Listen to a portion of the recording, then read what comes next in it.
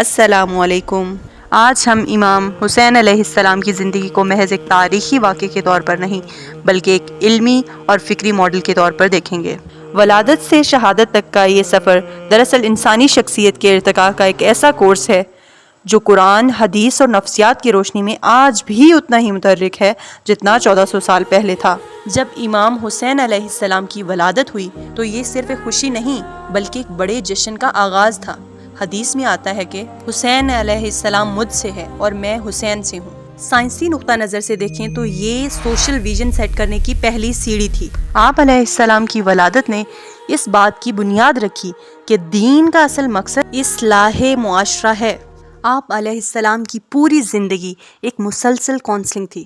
آپ علیہ السلام نے سکھایا کہ کسی بھی مسئلے کا حل تشدد نہیں بلکہ ڈائلاگ ہے۔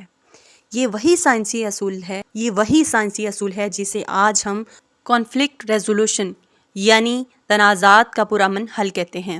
آپ علیہ السلام نے اپنے کردار سے ثابت کیا کہ اخلاق طاقت سے زیادہ طاقتور ہے۔ اللہ تعالیٰ سورۃ بقرہ آیت نمبر 154 میں فرماتے ہیں، اور جو اللہ کی راہ میں مارے گئے انہیں مردہ نہ کہو۔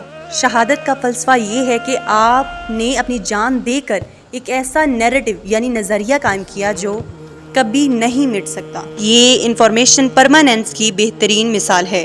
یعنی آپ علیہ السلام نے تاریخ کی صفات پر صرف اپنا نام نہیں بلکہ اپنے اصول کو ہمیشہ کے لیے زندہ کر دیا، جو آج کے ہر دور کے لیے ایک مشعل راہ ہے۔ دوستو، امام حسین علیہ السلام کا یہ سفر ہمیں سکھاتا ہے کہ ہماری زندگی تب تک نامکمل ہے جب تک ہم اپنے آپ کو کسی بلند مقصد سے نہیں جوڑتے۔ کیا ہم اپنی زندگی میں حق کا ساتھ دینے کے لیے تیار ہیں؟